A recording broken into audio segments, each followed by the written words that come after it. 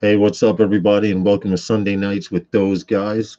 Just give me a minute, and I will be right with you guys. I promise. I muted my mic, and I'm showing a video, and I'm sending out to no, Justin. You should have done something to it when you washed it. Paste, send to Roger, R-O-G. I don't know why you didn't put lotion and grease in it when it first came out. You're gonna have to do something with it. You can hear everybody here. I need to correct that. Hold on one second.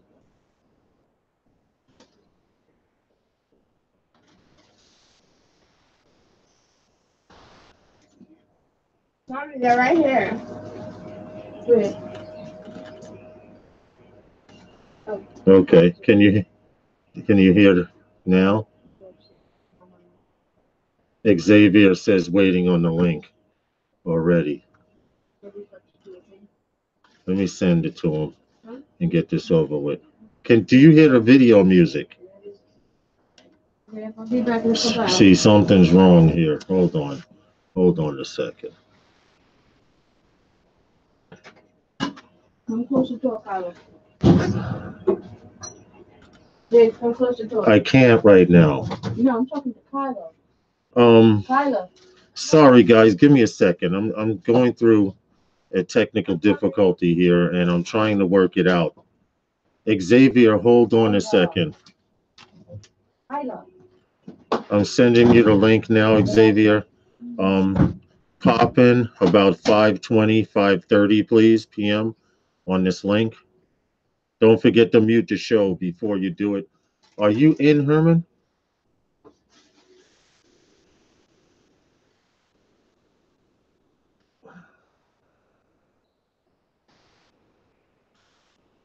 Okay, what I need to do, I just heard you pop in.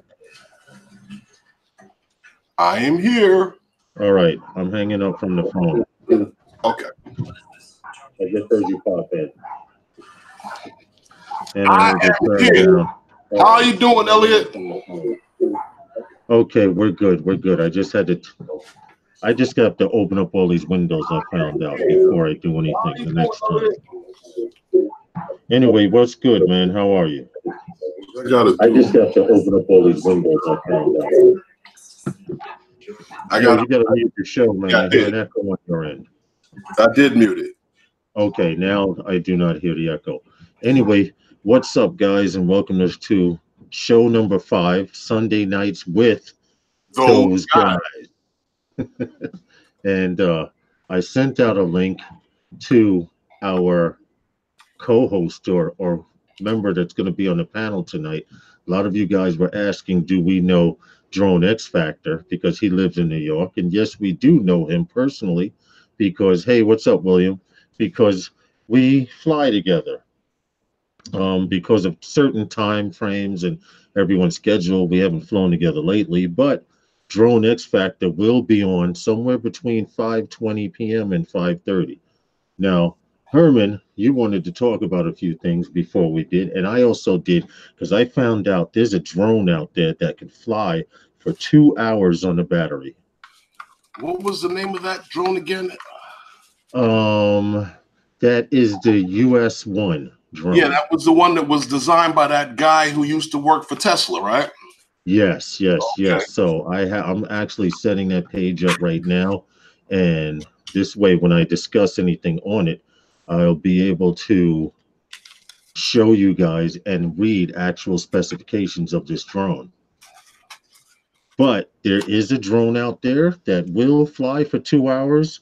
It weighs about 16 pounds, and it costs a pretty penny. Cost $7,000. Right. $7,000 for the drone.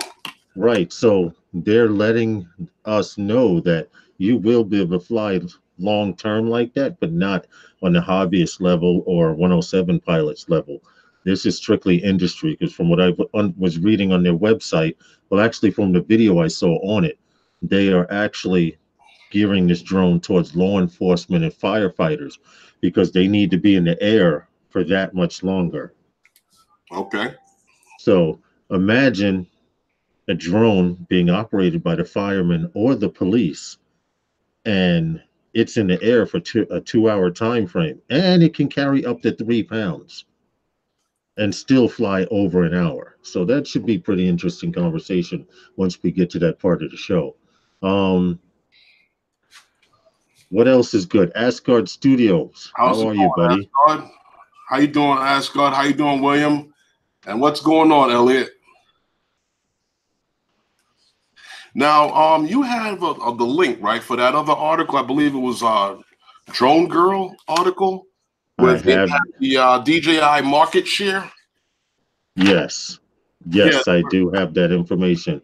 So if you go into that, I can actually Well, pull up the chart. basically, what came about was I heard a few things when some of the rumors and talk about the Phantom 5 series and how it might not be coming out. And there was also some talk that the reason for it was that DJI is going through a lawsuit right now, a fraud suit. And this is part of the reason as to what people are believing is part of the reason as to why when you go looking for the P4 Pro and the version 2 that you can't find them right now because of parts issues because of some of their suppliers. Now they believe that they're cutting this series off completely. What I've heard some kind of talk about, and I also saw a video that was done. I don't remember exactly who did the video, but the guy was saying that DJI is making a lot of money right now off the Mavic series, Right. and they're making a lot of money off the Inspire and the Matrice series. And he was saying that they are making enough money with those series that they can scrap the Phantom series altogether. But Okay. according to a couple of different reports that have been out within 2016 to 2017, that shows that DJI accounts for 74% of all drones sold, consumer drones sold. And of that stake of the 74%, over 29% of them are the Phantom 4 series. It's their highest selling series. Well, it's funny you mention that because when you finish talking, I'm going to pull up the statistics concerning that. Could you pull those up? Because I don't have my glasses to be able to see this thing, and it's a mess right now. Sure can. Give me a second to pull up this page, and I will. I don't want to look like a blind man. Have it for you guys. Can you see it on screen now? No, I didn't see it on screen, but I got my magnifying glass here. Oh, you have to pull up. You have to pull up the Google. You have the Hangouts window to see it in real time. I see it. Okay. Now, from what Phantom Flight 101 is saying, 74% of this drone market. Guess who's in charge of it? Guess who's making the best sales? Now, what were you talking about? Who was the #1 seller in drones? I mean, what series drones? Well, they said that, from a couple of guys that I've heard, and they've done videos and have been on YouTube, they're saying that it could be an easy scrap of the Phantom series because they're making more money from the Matrice and the Inspire series, as well as the Mavic series. Okay, well, let me talk while this graph is up so you guys can see it, because while I'm speaking, you can see it now. But if this were true, the top of the line, according to this graph in DJI models, all right, the top of the line is the Phantom 4 series at 29%. Okay, then #2 under that is the Mavic Pro series. We're talking Mavic Pro 1, Mavic Pro 2. So there is no discrepancy between that. And that's at 26%. Now, according to what you said, the Matrice, 600 or the Matrice 200? The Matrice series, period, because okay, I've even noticed that the Phantom 3 series sold more than the Inspire 2, Spark, Inspire 1, and the Matrice series. It did, because according to this chart, the second from the bottom right here where my mouse is the Matrice 200. Then it goes up which is only 2% of sales. Then they go to the Matrice 210 RTK, that's another 2% of sales. Then they go to the Matrice 600, which is the big boy, of course, that's another 2%. So how are these statistics right? And also the Matrice 210 And also is at 3%. And then they get to the Inspire 1 series they going up. only expect consumer drones to increase another 30-something% in sales this year coming. Well, to be honest, I believe I did hear this somewhere. I can't quote where from, but I do remember hearing at one time that they were saying the reason that they had stopped making parts for the Phantom 4 V2 is because the sales are under as is expected. That's the lowest selling Phantom right now. Well, So that may have a lot to do with it. But as far as them not selling the Phantom 4 Professional, wherever this guy got his notes or information from, I don't know. But I just showed you guys on the website. And in fact, what I'm going to do is I'm going to share it in the chat room here so you guys can actually see for yourself. No, don't leave the live stream. I mean, pull it up and bookmark it. But this is the link where we got all of the stats from, and it's clear that the Phantom 4 series is their #1 seller. And what were you saying before? We were talking on the phone earlier today, Herman, about how before the Mavic series, the Phantom 4 was portable. Well, a lot of guys have a tendency to sell drones for DJI without getting paid. And a lot of guys bought the Mavic series. And it's funny because now the Mavic came out, and the same guy that was carrying a 3DR Solo or Phantom the years before that, or a year before that, is now saying that those drones are no longer portable. But you had them in a backpack last year. So I'm just trying to figure out why they're not portable anymore. I don't know.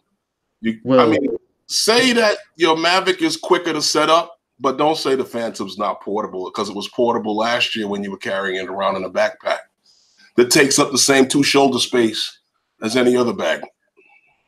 You're right, and getting to back to what you're talking about portable. I remember there was a time in NYC 5 Boroughs Drone Meetup group where half the group you yourself thought that the 3DR Solo was a big drone or something. Now, not to say that 3DR Solo is not a big drone. It's a great drone. We joke and call it the flying brick and everything, but at one time, that's all you saw were 3DR Solos and Phantoms, and those were portable. Because you mentioned the other day, remember that you liked the backpacks of the 3DR Solos. 3DR Solo had a nice backpack.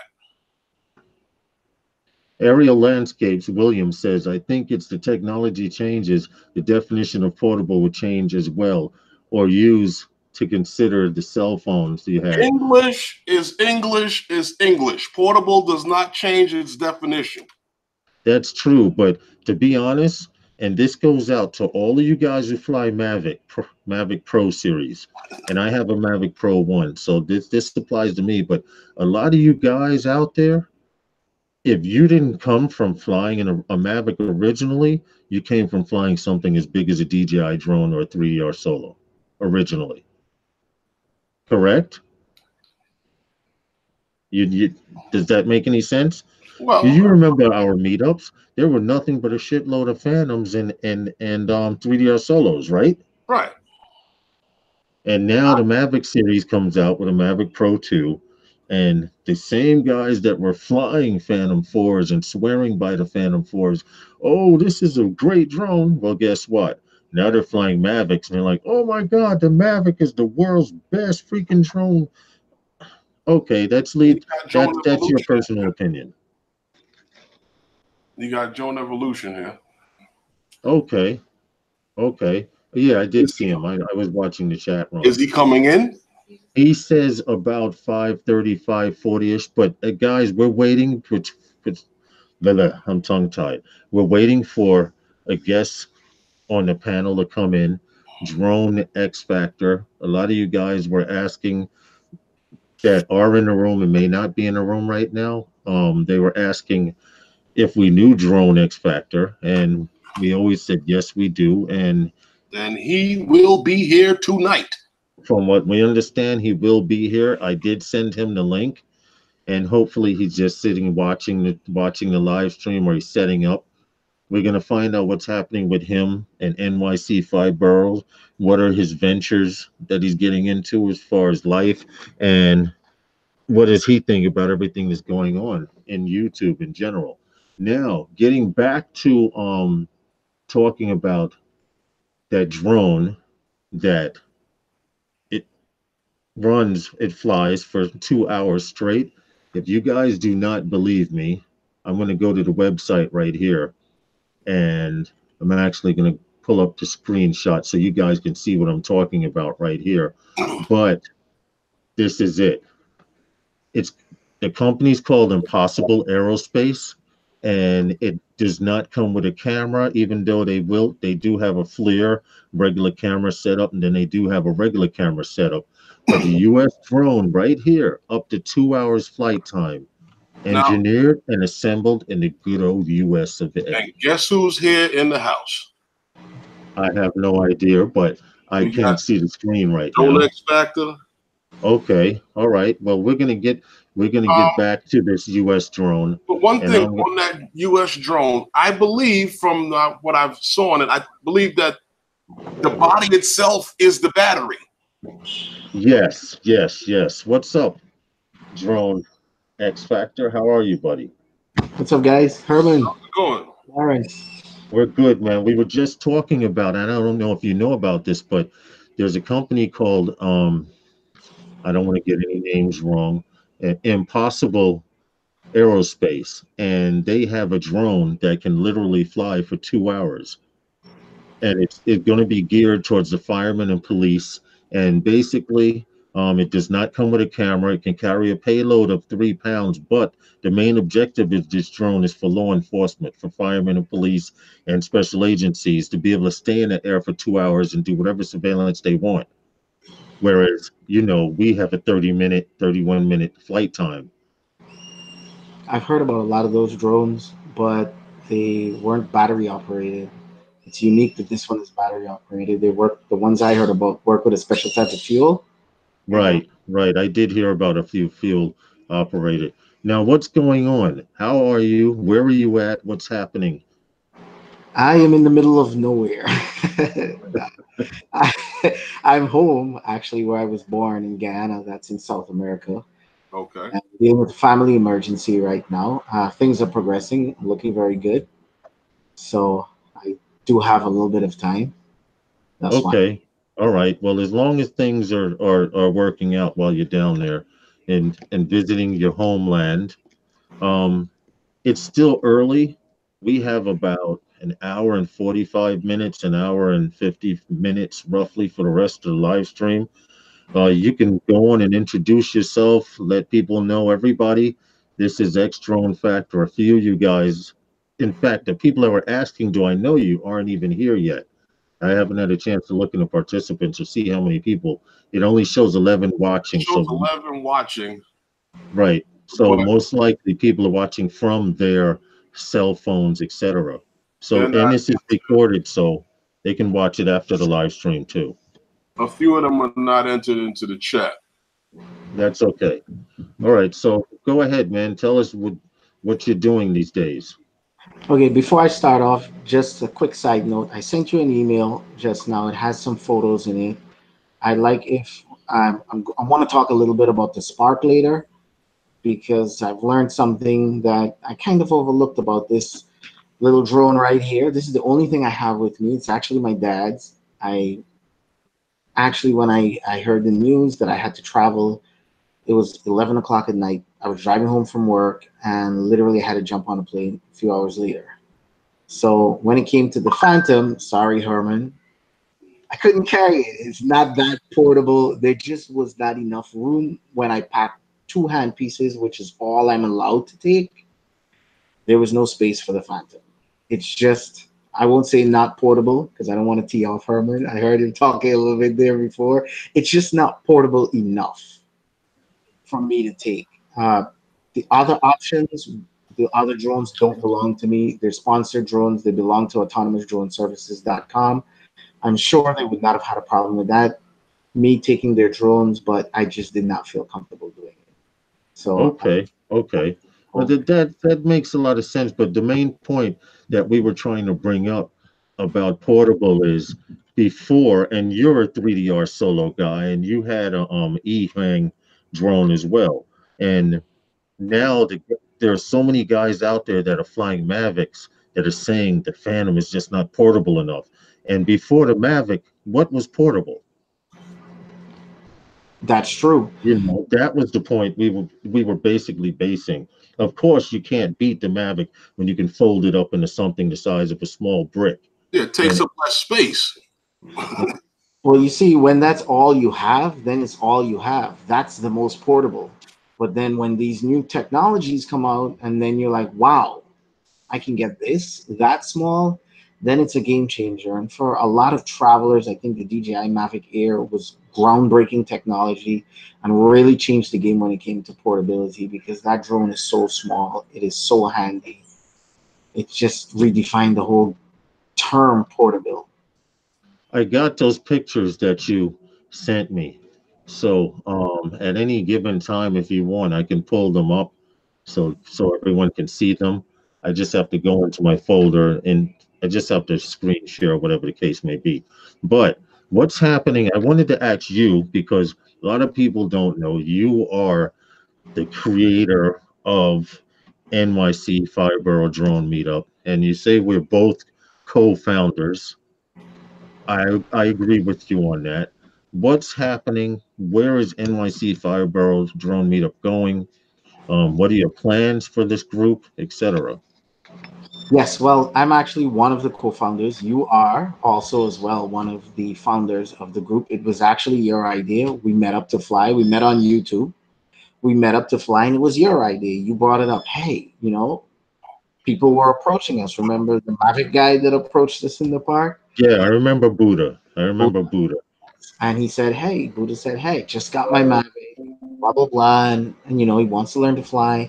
And we were walking from the parking lot from the boathouse in Flushing Meadows Park all the way to the Unisphere, which is one of the safe to fly locations. And while we were walking, I distinctively remember you brought up the idea. You said, you know what, this would be an awesome thing to start. And when I got home tonight, I realized I had a group that was dormant. It wasn't doing anything. I decided, well, what do we have to lose? Share some photos, start a group. What's the worst that could happen? And it took off from there. You know, the group is Well, successful. I'm happy with the progress so far, and I have got some big plans for the group and for administrators and other members in the group who are looking to do work with drones, who are looking to make money with drones. Of course, I have a little bit of setbacks, personal issues that I'm dealing with, but that's part of life. These things happen. Once I get back to New York, I'm really going to start pushing these ideas. I don't know if you saw some of our new admins, like David. David has been tremendous in his work, working with the schools in New York City to help us to get our drones in there, working with veterans to get us involved in there. Uh, so many things that I just can't even remember off the top of my head, but we're doing so many things that we want to integrate into NYC 5 Boroughs Group and to provide opportunity for our members and for our administrators. Big John, I just got word this morning, John Santiago, who's our admin, he's doing tremendous work helping David to push these things forward and to really get it done. So, John, if you're out there, thank you. I got the news this morning. I'm really, really happy to hear that you're pushing forward. A lot of the things I really can't speak about off the top, but what I can say is we want to continue what we're doing.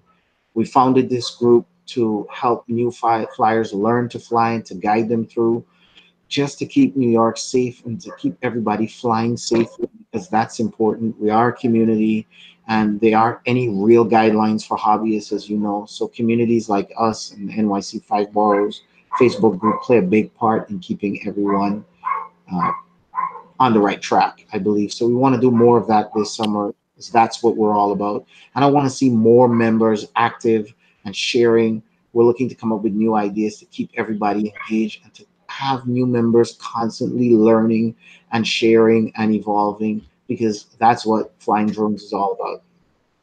Well, I agree with you. NYC Five Boroughs sole purpose, NYC Five Boroughs Drone Meetup. I'll put the link in the group, or Herman, if you can put it in. What? Thanks for you guys coming the group to NYC Five Borough Drone Meetup. And the purpose was to show people where they could fly safely in New York and stuff like that. And it has always been the purpose of this group to do so.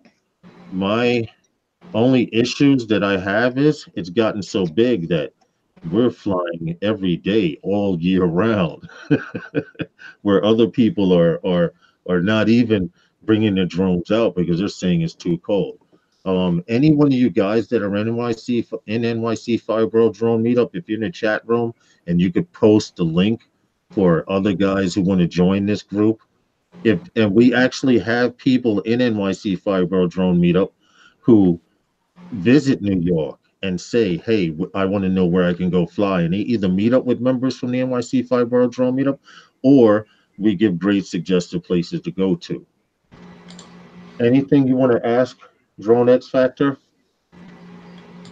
Also, quickly, what I wanted to mention is that if you're seeing the link to this group, it's not only for New Yorkers, it's not only for people in the five boroughs, it's for everyone. Doesn't matter which part of the world you are. Stay connected, see what's going on in New York. You never know when you're going to visit here.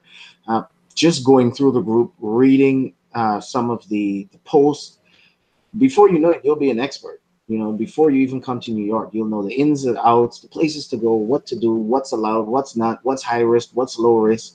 So, and there's, great footage in there, great photos, great videos. So it's a place for everyone. Okay. Now you know about this, Xavier, because you have a sponsor. But Sunday nights with those guys, we have a sponsor, and actually the sponsor is Herman and I.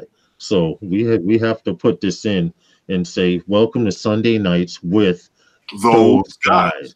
And we'd like to make you an official member of those guys. We for more than likely will before you're able to break out of here, which means every time we go live, um, we'll send you a link and you're able to come in and join us after about 5:15 to 5:30, because sometimes we have issues starting up the stream. Sometimes we have certain things we want to discuss, and basically the live stream is to show people that the myth out there isn't true about you can't fly in New York.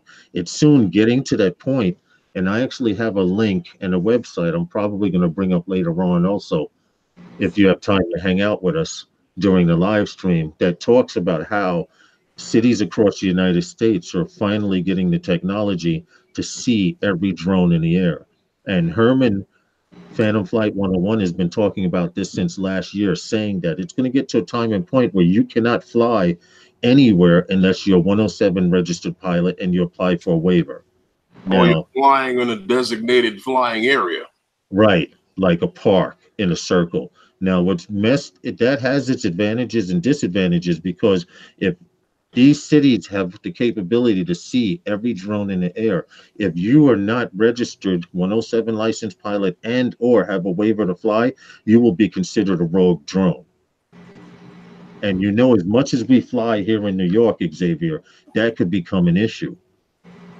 Well, New York is a special place. We usually leave these days tech for last, at least when it comes to certain technology. I'm in the electrical field, and we're still on what, '08 NEC code. Long Island's using 2014 NEC electrical code.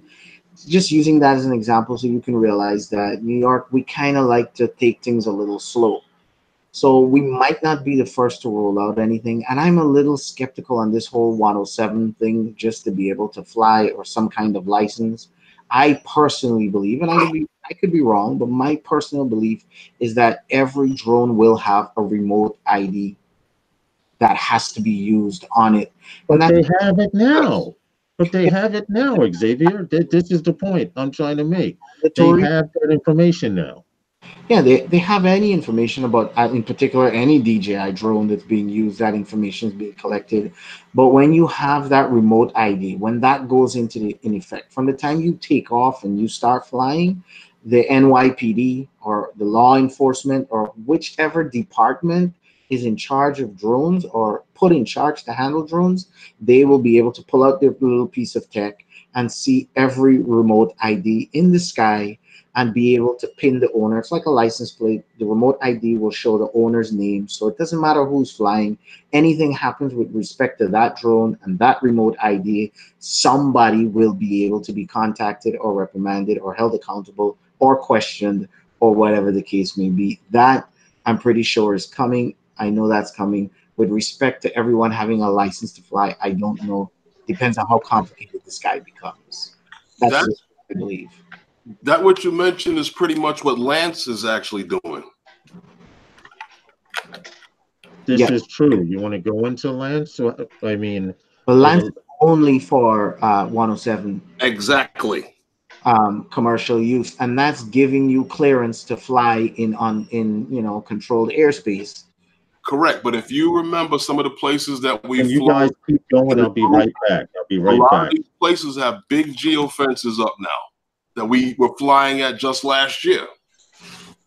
Flushing Meadows Park is one. Exactly. There's a few of them throughout the East River too. Yeah. I remember along the East River down by Queensboro Bridge, some people tried to go across and do some rogue flying of their own, and they couldn't get past certain fences. Yeah. That was what, a year ago. But if you look at that wall that's put up in Flushing Meadows Park, it's actually a no-fly zone for everyone. So Right. that means even 107 pilots shouldn't be flying there. Lance will not give them authorization to fly there because it's a zero altitude flying point, and that's because of the proximity to the airport. It's just not doable anymore, and these things are going to continue to happen, and they're probably going to become more and more, at least when it comes to being in close proximity to airports. But Xavier, isn't that park an AMA park? Yeah, but the wall is not in the park. When with the circle is fine, you can fly the circle, but when you fly outside the circle and you start going down about 1,500 feet, which is technically out of line of sight, boom, you hit the wall. Right. Makes sense. I'm back. What did I miss? There's also one up in the Harlem River, over by the Harlem River, uptown. There's another one I know. Well, I believe now over by that is Roosevelt Island, not Roosevelt Island, over by Randall's Island. Yeah. Well, I mean, you still have choices right now. You can fly a 3DR solo. You could fly a Autel. What's the name of that big arm? It looks like a The DJI. Flying Pumpkin. You can fly a pumpkin. Oh, the X-Star Premium. That's Yeah. the X-Star Premium. Or you can fly an Autel Evo.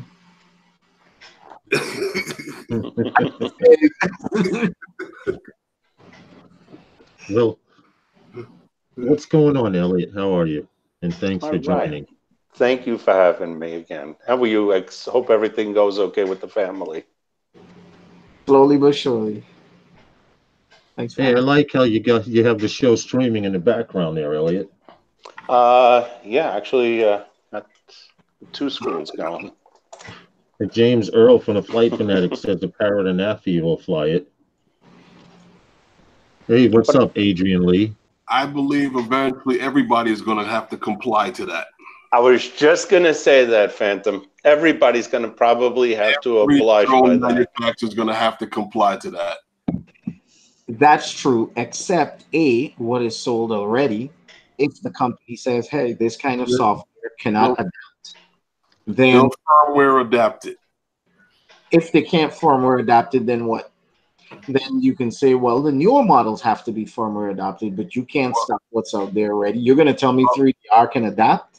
Who's writing 3DR software? Well, 3DR Solo people are worried about getting kicked off of GPS.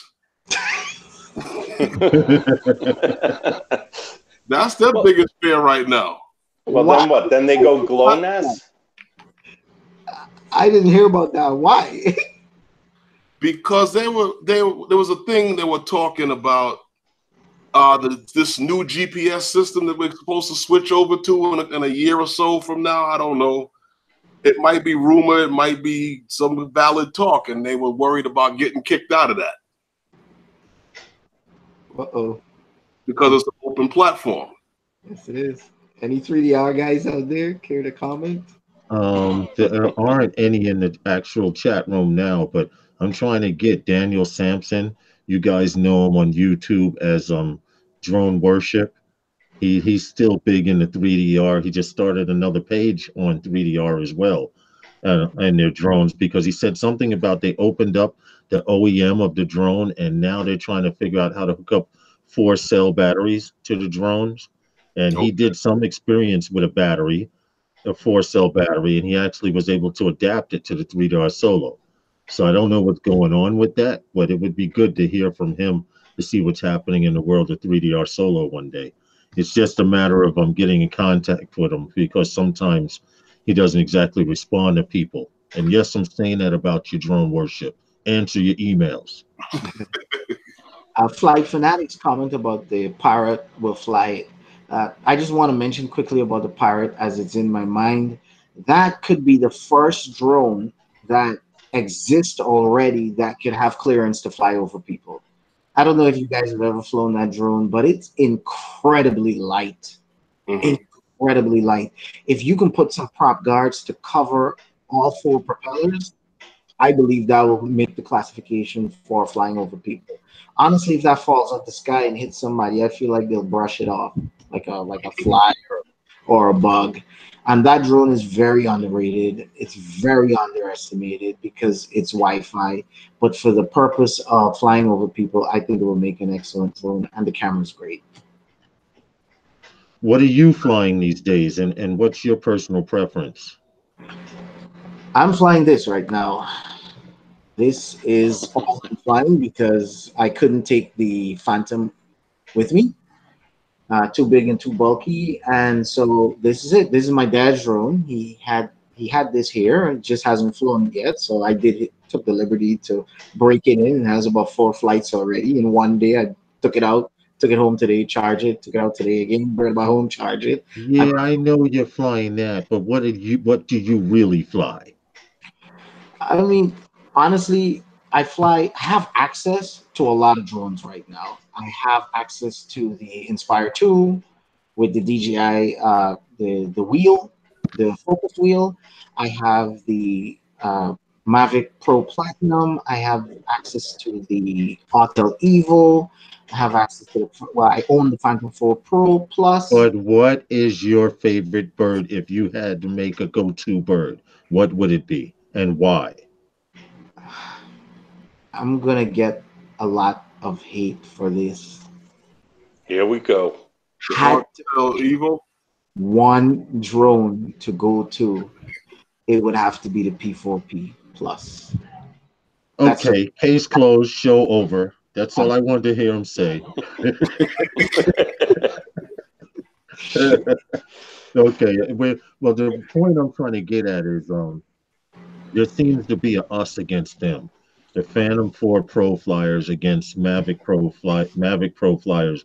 And to be honest, me personally, I think it's apples and oranges, because you can't compare a Phantom to a Mavic Pro. They're 2 completely different birds of a feather. I don't hear nobody mapping anything with anything in the Mavic series, do you? But you can map in a Phantom series. Or are you talking commercial or consumer? Consumer, on the consumer level. On the You know, consumer level. I mean, as far as a workhorse, I agree with you. The Phantom 4 Pro, I just recently acquired one, and it took me a while to get it, and I can honestly see why it's superior to other drones and other cameras. And I'm talking even the Hasselblad on the Mavic Pro, the Mavic 2 Pro. I think the DJI Phantom 4 camera is better than that camera. but that's me personally. I haven't had a chance to play around with it. So if there's anyone out there that wants to donate me one for about a month, I'm more than willing to fly it and do these tests. Well, I've flown them both, owned them both, and I could safely say I Hey, don't what's up, like. Ben? I know somebody's calling me that shouldn't be. Sorry about that. I've owned both, and as you guys know, I got rid of the Mavic 2. Elliot, you fell on your side. I'm sorry? I said you fell over on your side. he's back. Yeah. And Elliot, both you and I worked with both of those drones on one of my videos together. You helped me out, remember? Yeah, of course. We had a good back and forth and some extensive detail we went into. Right. The Phantom, you can't beat the picture. You can't. I mean, the low light capability, though, of the Mavic 2 was there. Obviously, we saw that. I'll be right back. It just was there as far as getting low light, picking up everything. It was all there. But I would say sharpness, detail, the Phantom had it. And I think there was a gentleman that had a video that actually proved that 1-inch sensor on the Mavic was actually cropped a little bit, but I guess there's some software in there that made it working. Just worked a lot better as for low light. Meanwhile, it was the same 2.8 lens, and don't know exactly what the details of it was, though. Yeah, for me, and I'll argue this with anyone all day. The Phantom 4 Pro Plus will trash the Mavic 2 Pro in the day. It will destroy it. It will annihilate it. The Mavic 2 Pro can't even come close to it in every aspect. When it comes to night, here's what I would like to do, and I'll tell you why. I would prefer, when it's doing any freestyle flying, I would prefer to launch the Mavic 2 Pro up in the air, run through and map my route, and then take the Phantom up and record it. Why? Because when the Phantom goes up there, yes, it does capture the details, but the details are buried in deep in the dark, and you can't see it when you're flying freestyle. With the Mavic 2 Pro in auto, you see everything. I mean, you see shots that you would never dream existed if you launched the Phantom. Doesn't mean that the Phantom doesn't have the details. It doesn't mean that the Phantom cannot produce a better quality video and photo once edited. It's just that you can't see it. You just can't see it when you're looking at your screen. No, you can't. The stream, you cannot see it. Absolutely. Right. Yeah. And for that reason, if you can't see the shot probably doesn't exist if you can't see it. Meanwhile, the other guy's up there and he's flying the crap out of it and he's seeing the shot. However, if you can see the shot with the Mavic, land, go up with the Phantom because you know where the shots are, and fly it with the Phantom, and you edit both, the Phantom will have better quality once you bring it out of the dark because it's in there, and you will have less grain. I guarantee you that. Oh, of course. Yeah, that's for sure. And the grain is actually that's your ISO. That's your noise that you're getting at night. Where you're going to get a noisier picture with the Mavic 2, that noise is your ISO, just really trying to work its way and trying to get it up there. Yeah. I think Sony had the problem with their cameras. That's why they couldn't run a long time with that sensor, because that sensor would get too hot. Well, Elliot, that's what I wanted to ask you, because I saw a video where a guy was talking about ISO from camera to camera to camera. And he was saying is that what most people are doing, or most camera manufacturers, was that everyone starts with this ISO of 100. And he's saying that most cameras' ISO might be slightly off from one another. Yeah. Whereas that this guy might be a true 100, this guy might not be. Yeah, somebody's an 80, one guy is a 94. Yeah. You know, it's I guess you could say it's the same thing like TV classes where they'll say, when they used to say it's a 55-inch, but meanwhile it's really 53.8. but Yeah. now they just call it a 55-inch class. Herman, I think the guy, the person you're speaking about is Tony Thorpe. Tony Winthrop, Tony and Chelsea. Tony and Chelsea. Yes, I saw that video, and he was actually saying it should be referred to as gain, not really ISO anymore. Okay. Referred to as gain on a camera, and that should not be a standard. It's not a standard thing anymore. So It's not a standard measurement, is what it is. It's not. It's something that's a rating, and as a matter of fact, now the new thing is going down to 64 on the ISO. A couple of the high-end cameras that are doing that, but is it a true 64? No. Yeah, coming back to the ISO on the Mavic 2 Pro, what I've been hearing, I'm no expert, obviously. I just fly, and from what I see and learn from when I fly, that's what I go by. But the experts say that it's the down sampling that's being done that's causing a lot of extra grain as well. And it's also that's causing the bright highlight. What do you mean by down sampling? From what I've been hearing, don't quote me on this, I'm not an expert. From what I've been hearing, they've been downsampling after the image leaves the sensor and it's being processed. They're using some kind of downsampling, and that's what's causing the extra grain, and that's what's also causing the colors and everything to show up. Well, it's something similar to that. What they're doing is they're going into, like, instead of, when you look at, let's say, a full-size sensor camera, it loses its picture quality and ISO as they crop in the sensor. So they go from a bigger sensor, they use a lot less.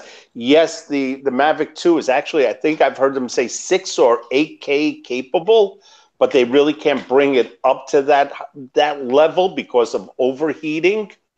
That was the big thing that they were saying with that Sony sensor, was the overheating. And they have to crop in the video on it, so this way that it's not working as hard. So then it's not actually a full 1-inch sensor if they're cropping in on it. It's not. Okay. It's a full 1-inch sensor, but how are they processing the image from the sensor? They're not utilizing the whole sensor apparently. Right. They're advertising it 1 inch. It is a 1-inch sensor, but they're cropping it. Either which way, that's a hell of a drone. It is. I always said when I owned it, it flew like a Ferrari, handled like a Lamborghini, but took pictures like a Kodak. Wow. Wow. The Phantom was a Rolls Royce. The Phantom drove it flew very stable, very luxurious. It didn't have the agility or it wasn't as sharp of a turner, or like I guess like an FPV person would say, it didn't fly like that. It's a boat. It really is. It's a flying boat, but it takes unbelievable shots for a consumer drone. You want to know what a flying boat is? Fly a 3DR Solo. No, you fly an X-Star Premium, which I also owned. And the X-Star, you would let up off the controllers and you would still see it drifting for 30 feet afterwards. And you're like, oh my goodness, no, don't hit the wall. So, Mike Roach, go ahead, Herman. What were you saying? When are we going to get to see some of the things you've been shooting down there? Yeah, Xavier. Xavier. You sent me some pictures, right? You set up. Okay. Let me see if I can set this up so I can show the pictures. Now, the problem is I cannot show the pictures without actually, if I stop talking, in other words, the pictures will not come up. They won't. Okay, let's see. This is one of them that you posted. Can you explain this one real quick? Yeah. So that is the DJI Spark. Just show the picture there for me. Okay, go ahead. That was nice. What are your settings? What are your settings with this? Because it's honestly, it was an all auto. But look at the palm trees. Do you see how those palm trees are moving? That was 30-mile-an-hour winds. I see how many miles per hour were they? 30-mile-an-hour winds. Look at those palm trees. And this is from the side. And that's with the Spark. Well, we all know that the Spark is a beast of a little drone, and you can't beat it on as far as portability. Yeah. Now I did punch up the what do you call it, the saturation a little bit to give it a little bit of prettiness. But I Okay. will say I am totally impressed with this drone. Not because it's the only drone that I have, but I never flew it. I'm Where Okay. is it? Where is this? And where is this? And okay. what's That happening here? picture, that picture is actually not supposed to be displayed anywhere until Wednesday. That mall opens on Wednesday. It's a 40 million US dollar project that was just built. It opens on Wednesday, and the security told me when they caught me flying that do not release the pictures anywhere within Guyana, at least until the mall opens on Wednesday. So I Okay. figure not much Guyanese are going to see that picture. It's mostly going to be people from America. No, thanks, Asgard Studios, for hanging. For you guys that are actually typing in the chat room, if you could put a one in the chat room, this way, if you don't have somebody support it, support them and add their name. Drone X Factor. For those of you guys who don't know who this is on the panel, we have Elliot Franco, our camera guy, our ground camera guy, and Drone X Factor from here in New York, co-founder of NYC Borough Drone Meetup. So, Xavier, if you have access, put a one in the room so other people can subscribe to you and or add you. I would highly appreciate it. If not, I guess I can go to your channel and put your link. I'm trying to do all of this without actually screwing up the stream. I can add it. Well, guys, um, there's 18 people watching. Hit that like button. Yeah, that's another thing. You guys need to hit that like button. Each other's channel, support each other. That's true too. Asgard Studios, thanks for hanging out. And everyone else that's in the chat room that I cannot see right now. Ghetto Dronin from Westchester, New York. What's up, brother? And how are you? Hey. And welcome to Sunday night with those Those guys. guys. Hey, Elliot, you got to get on cue, man. I didn't know. Okay. All right. We were flying last night. William, Aerial Landscapes, and I were flying, and it was pretty windy last night with the Mavic, and I would say maybe about 30 miles an hour winds, and he was having a tough time. He was having a real tough time going forward.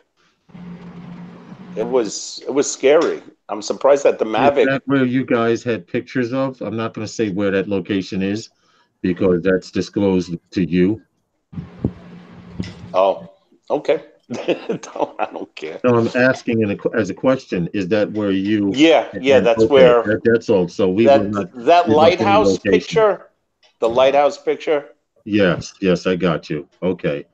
Yeah, over there. And he was throttling in sport mode, and he wasn't going forward. He wasn't going forward. Where were you at that you were in such high like that you couldn't A disclosed location, Herman. Remember the pictures? The close location? Okay. yes. The lighthouse picture Okay. Anyway, in New Jersey says, somewhere. "What's up, Phantom Flight 101?"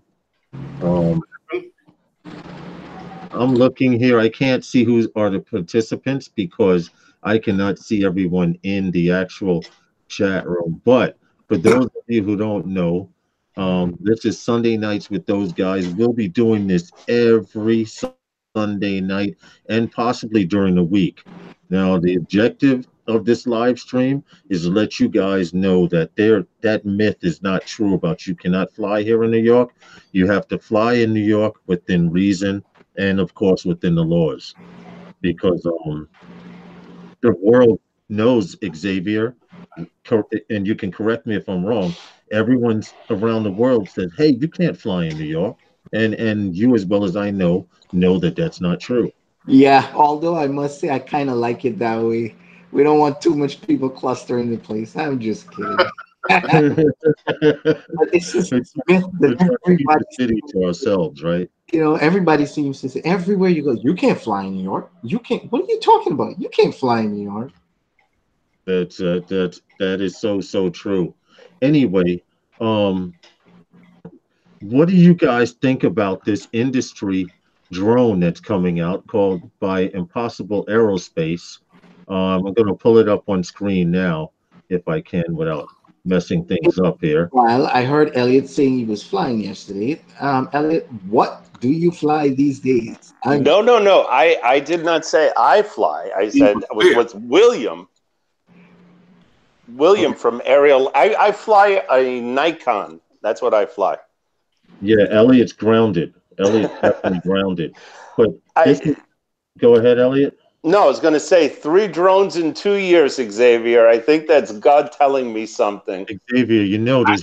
He's not counting a couple I of think drones. that's undercounted, but regardless of that, Oh, no, no, no. Manufacturer's defects. Manufacturer's defects. I still say you'll be back. We'll see what the Phantom 5 holds. If You'll be that's, back. let's see. Let's see what happens. I think there will be a Phantom 5. This looks like a concept that I think probably they're trying to raise money, and it's a concept. What That's happened? all it is. What is the concept? This picture that you are showing on the screen right now. This is not a concept. This is an actual working drone. It's by Impossible Aerospace. It's called the US-1. It is actually in production. You can get one for $7,000. And just to let you know, it will fly for 2 hours flight time. It can carry a payload up to 3 pounds, and it's geared. Does not come with a camera and or gimbal, and does have a camera set up for infrared and FLIR, as well as a high resolution, um, I think 8K camera. The details that they have right here for it, I'll try and find the video. It's a 660 millimeter, which means it's 26 inches wide. So that's pretty big, just 2 inches over 2 feet. It weighs 15.7 pounds, 16 pounds, has a flight time up to 120 minutes. This bird does exist, but it's going to be geared towards police officers. And this drone comes with a ground station. Yeah, I mean, The 20-inch screen, you have a control screen, a 12-inch control screen. Built-in battery for your ground station is 5 hours. It's an encrypted video link. Latency is 1 to 2 milliseconds. And it comes with the ground control software for $7,000. Now, yeah, I don't know about you. What were you going to say, Xavier? that's a really nice writing. That's very descriptive writing. That's a real nice drawing, it looks like on the screen. I would just like to see it take off for starters. I'm But actually going it's, to try to find the footage that I saw. Now, the only thing is, it might infringe on my um, monetization for showing something that's monetized and in a commercial. But while you guys, if you talk, I'm going to try and find the footage. yeah, that would be awesome because Okay. I believe that this drone was supposedly designed by a guy that used to work for Tesla. Yes, it was. And I'm actually trying to find that damn video. Now, did you send me that link, Herman, through I think I did. did you send it through Messenger? No. No. Yes, I did send it to you through Messenger. I don't have it. I have the Drone U video, and that's something else I wanted. What happened? It's in there. It's in here. Yeah, some of the footage was in that So Herman, you saw it flying? it was I saw it on that video that they put out. Yes. Did it look, I haven't seen the company put out anything on it. I just saw it through the guys from Drone U. Oh, it's in. That's right. It is in that Drone U. Thank you. Novice right. quads. Yes. What type of battery are they using on that? Does that say? They do. The body of it itself is the battery. Right. But what's the chemical composition of that battery? Composition of the battery is. Hold on. I'm looking. Sensors battery, best in class battery management system, lithium ion. And check this out. It flies for 2 hours and charges in under an hour. What? Yes. It flies for 2 hours without the payload. Without the payload, correct. Which can only handle up to 3 pound, a 3 pound payload. Lithium ion payload. I'm very surprised that it's lithium ion because I thought lithium polymer was the lighter ones to use. I would not know what's what's going on and where they're And headed as that's far as direction and this. But hold on, I'm actually searching for the footage. And I've come to find out that also, Herman, in that video you sent me, Drone U, they were saying how the Mavic Enterprise is literally um uh, wasting people are wasting, they don't know what to do with it. Farmers are using the Mavic Enterprise with a speaker on it to Oh herd yeah, sheep. I heard sheep. Still working? And it works fine. I'm trying to find this footage of this drone now. I've seen that the Mavic Enterprise. I've seen the light on that thing light up, and it's an incredible drone. That Enterprise, it Okay, really hold is. on a second. I think yes, I have actual footage of it. You know what?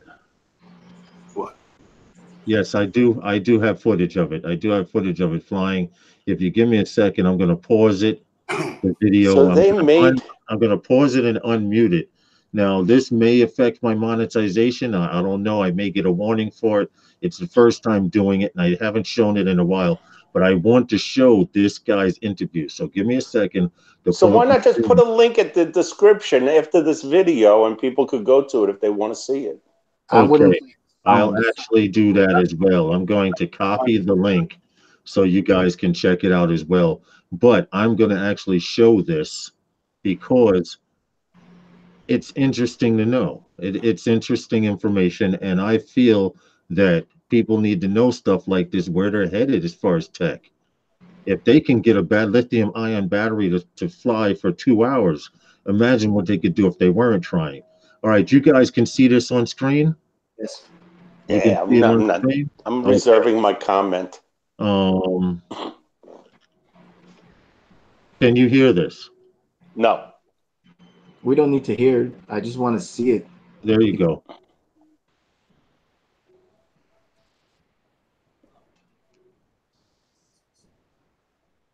You guys can see the footage, correct? Yes. Yes, okay. That was my concern. It flies without a payload, he's saying, for up to 2 hours. Okay, why would you do that? Because it doesn't Okay, come with the camera. that's it. That's it there. But basically, um, if this is not a hoax, which I don't think it is, because they're really pushing it. Um, who's to say where they can actually go in the commercial world of drones? Because we know for sure, as a hobbyist, that hobby may be over within the next, I'd say, 3 years, 3 to 5 years. I don't think it'll be over. There's too much money being made in that market. Yeah, but see, they can, by making it so that you have to register as a 107 licensed pilot to fly anywhere, and of course you have to go for a waiver. They're going to start charging for waivers. That's how they're going to make their money. Now, if you're flying and you're not under a 107 license, what's screwed up is you're considered rogue, and that goes to what we were talking about last week, where do the police and will the FAA give the police and or law enforcement permission to shoot down rogue drones? Well, within that 74% of the drones sold, the majority of them are consumer drones Right. that DJI is moving. For And now. with that Gary, being hold the on a case, second. Gary Backus, thank you so much for the super chat. I'm sorry, I could not see the chat room during that time. Go ahead, Herman. with that being the case, the amount of consumer-based drones that are moving, the rise in the sales of these drones are going up, and they're projected to go up even higher next year or this year. I think they're making a lot of money off of just registration alone, drone registration. That's true. They did raise the price on drone registration and stuff. What were you going to say, Elliot, that you were biting your tongue on? I've seen a lot of Kickstarter videos to notice things that just don't come to fruition, that they don't happen. And I'm just going to reserve judgment on it until we see them in the stores. But I don't think it's going to happen. Not in any time in the near future. What? This 2-hour flying drone. I don't think it's going to happen. Well, Well, no, what I was talking to was to the thing of this hobby disappearing. Oh, the hobby is going to get more scarce, I think, once that we start seeing Amazon making deliveries and UPS flying in the sky and all Well, these see, things that are being tested upstate New York right now as we speak. exactly, exactly, and I was going to bring that up, Elliot, that my nephew-in-law lives in Utica, New York, and for the Right. last year and a half, they have been testing a drone highway from Utica, New York to Rome, New York. And he says at any given time they shut down local airports to test this highway, and they're running anywhere from 40 to 50 drones in the air back and forth past each other and stopping at designated spots. And they're going to bring this to southern New York eventually. I think New York really screwed up when they didn't have Amazon here, but that's something else different Yeah, but to actually talk about. you have Kitty Hawk, which is taken over before you fly, and they're creating their own airspace for their flyers to use. Right, for hobbyists, Right. So because I Lance is not, as Xavier mentioned, Lance is not for 107 pilots. I mean, is for 107 pilots, and 107. not the for hobby. now, for right now. So what I'm saying to you is that I think there'll always be a space for the hobbyists. There's too many drones being sold for them to allow that market to leave. I Good agree morning, with Drones King. Herman 100%. And just some other things that don't make sense to me. You can't have hobbyists taking a 107 examination. It's not possible. They don't have to be 107 certified. Maybe you'll come up with another type of certification, but it's not going to be 107. 107 is for using Professional. professional, for business, for passing money and understanding the laws and the guidelines around that. It's going to be something else. And the FAA, with this new 336 or 344, whatever it's called, they have the authority now to put those rules and guidelines in place. So it's completely up to the FAA. I don't think this hobby is going to go down. I think it's going to continue to get bigger. And I think because of technology and drones, it's so easy to make walls, highway walls, just like how we flew in the park last year. This year we hit a wall. You'll Right. hit a wall, which is a commercial wall, which is commercial traffic passing. Xavier, You I won't be able to. just want to interrupt for a second. The gentleman in the chat, Micro Studio, says he lives in Rome, New York right now.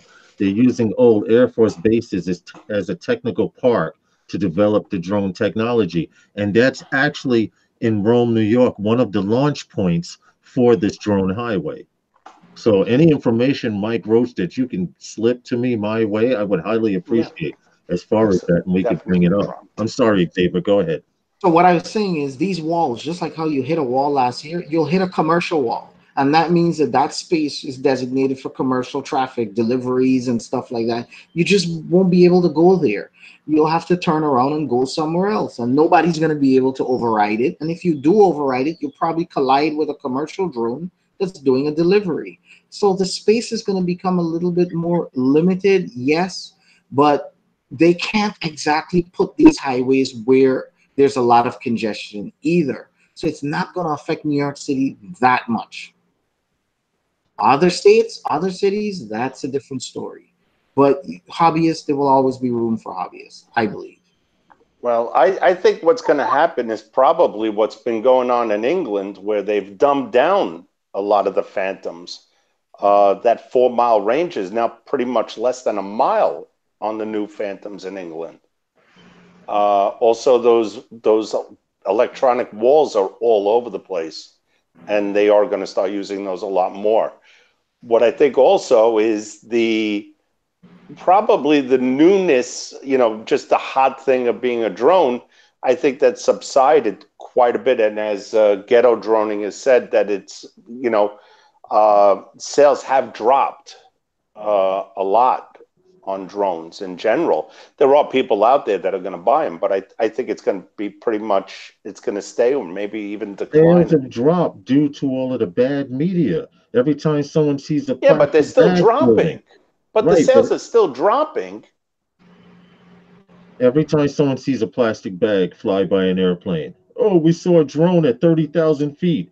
They already made it illegal in the state of New York here. If you have an event, you know how they have memorials for people who have passed and they let off balloons in the air? Well, right now in the state of New York, and they just passed this um, in February, don't quote me the month, February or January, where if you let off a large bundle of balloons, you can get fined for it.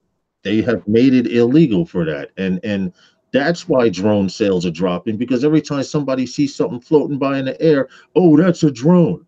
Come on. So that means the little 8-year-old kid that gets a couple of balloons from a mom and dad is going to get a fine if she lets go of balloons in Coney Island? Dude, jaywalking is illegal in New York as well. How many cops give out tickets for jaywalking? What'd you say, Phantom? If he lets the balloon go, he's violating the airspace. Yeah. Before there were cars and roads and all of that, children were playing everywhere. When they cut the roads out, then what happens? The child can't run across the street with the ball? No, you're going to get run over. So it happens, you know, I mean, it happens. It's nothing new. It's history repeating itself, and the technology is going to bring that. Well, I just think that with them, they're going to dumb it down. That's going to happen. And I think those 3-mile runs of taking a drone out is going to probably be dumbed down software wise on drones. I think that's going to happen. I have a solution for that. When they dumb drones down so that I can't fly over a mile along the beach, getting the photography shot that I want. But still staying within eye shot, don't forget. This is why I'm into this right here. I don't have to worry about that bullshit. You know, well, all of this is just speculation. You know, we'll have to wait and see what happens. What's up, Eddie Nunez? People have to work together, see what happens. It's just speculation. It is, but it's good to be prepared. And you know this, Xavier. Like you said, we had mad meetups as Herman calls it, Interference Park, Flushing Meadow Park. All right, and we could fly from the airfield to the Unisphere. You could fly to the ice skating rink. You could fly anywhere you want. Now, if you head towards anywhere in that direction, some people say they can't cross the highway. Some people say they can't pass the boathouse. Eventually, they're just going to put a fucking circle around that airfield, and you're not going to be able to go nowhere. Can you still get out to Queens Boulevard? Yes. Okay. You can get out to Queens Boulevard. You can pass the high school, but you cannot head towards that park. Yeah, so I did a few videos showing how to unlock so you can fly in these areas and fly through these walls. But recently I've been having trouble unlocking. The Phantom won't unlock. It's giving me an error code message. So I'm like, what is this now? So I ran back home. I downgraded to the lowest firmware. I went up back and now I can fly anywhere. But I don't have access to the sphere and the panel photos and all of those other things that came with the update. Okay.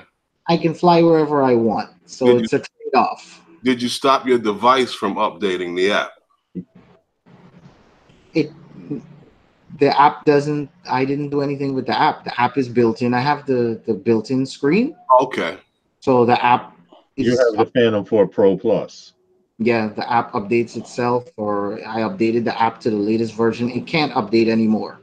Okay, so you can't go, it can't go back. The app, I don't know if I can go back on. What happens when you said you dial the firmware back? Yes, not that that's on the drone. Right. But what happens is the app keeps telling you that it'll keep telling the drone that it needs a firmware update. I don't know with the regular Phantom 4 Pro, if your app is what tells the drone that it needs a firmware update. Well, every time from updating, it won't notify you of a firmware update. Every time I turn on my drone, it notifies me of the basic fly safe update that I ignore. It does not tell me firmware update, and I don't know if that's Ben just said in the chat room, you're not able to downgrade the firmware anymore in the Mavic 2.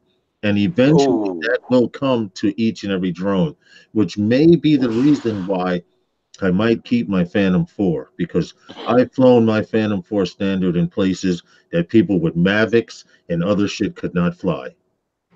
Now, what about the hotels? What's going on with that? I mean, are they also locked out of these places? Autel gives you a warning and tells you when you're in a restricted area and they're finished with you. Everything else is up to you.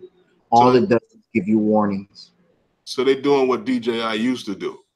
Yes, that's one of their biggest selling points right now. And that's one of the reasons I have to carry this drone with me because you never know when the DJI will stop you from flying. And you always have an Autel Evo, you know you can fly. What about Lychee?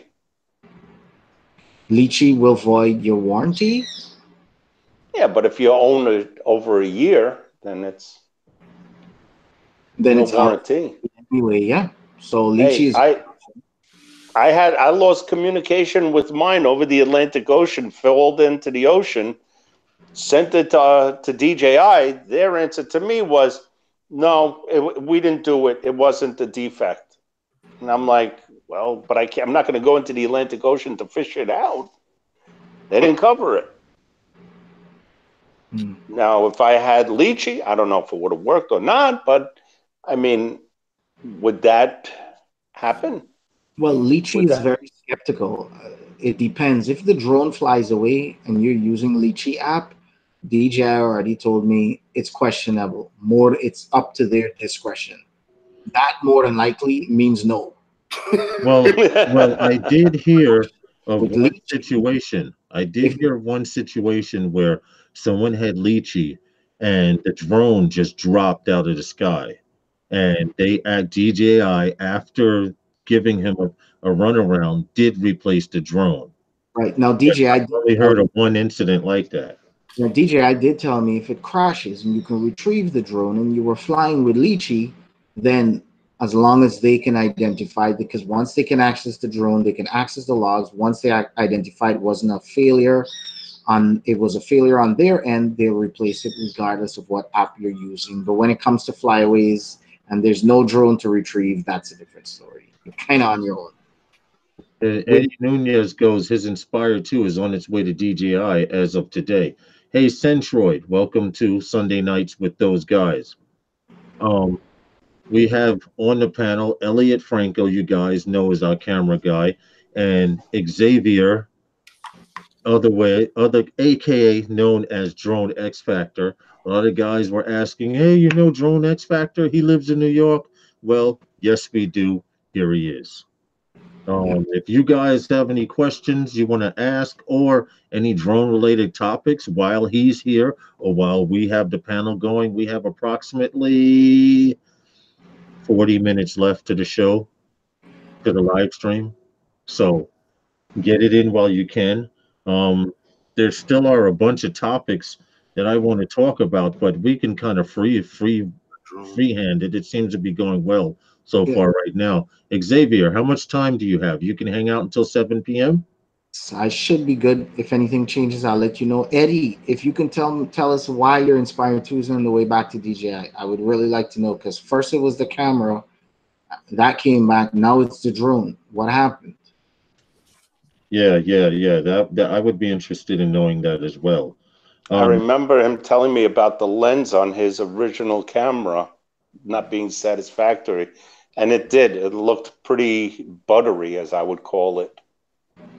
but what was the actual issue that was causing it? Did the lens need to be repolished? What was the issue? I don't Hey, know. We drone. were looking at it. It just didn't have that sharpness to it, especially, for what it is. It Ghetto just didn't droning. look right. Ghetto droning. I would really like to know how did the dirt bike hit your P4? That sounds like Oh, I something that I've remember seen. seeing that video. I've seen that, yeah. I remember seeing that video. If I'm correct, the guy in the dirt bike was doing wheelies or something like that, and whoever was flying I guess it was ghetto droning. He was flying the drone, and they just met. It happens. You'd be surprised how often even a midair collision could happen. Hey, no problem, drone bomb. Thanks for popping in. And drone epic one, I didn't see you until I just looked in the chat. Thank you for coming and hanging out also. It was a landing gear problem, Ben. What's going on? Oh, that's probably with Eddie's Inspire 2. His landing gear probably wasn't going down. Well, if you recall, Herman, um, Billy Kyle Billy said had the same issue. with his landing gear locking up as it's going down into the land position. It would like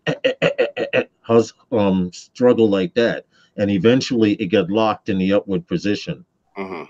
Is Yeah, that the same thing? Hey, what's good, Mike Kelly, and welcome to Sunday Nights with those guys. Do you know if that's the issue that he was having? Yeah, Eddie. DJI, he says DJI told him oil and grease to the worm screw. What the hell is? I don't understand. To add oil and grease to the worm screw. Okay, so that actual worm screw that causes the gear to go up and down. If you don't oil it, it gets. Yeah, I guess it locks up on you with debris. Thank you for stopping in, Drone Bum. Centroid, what's good, man? How are you? Tony says I was drunk.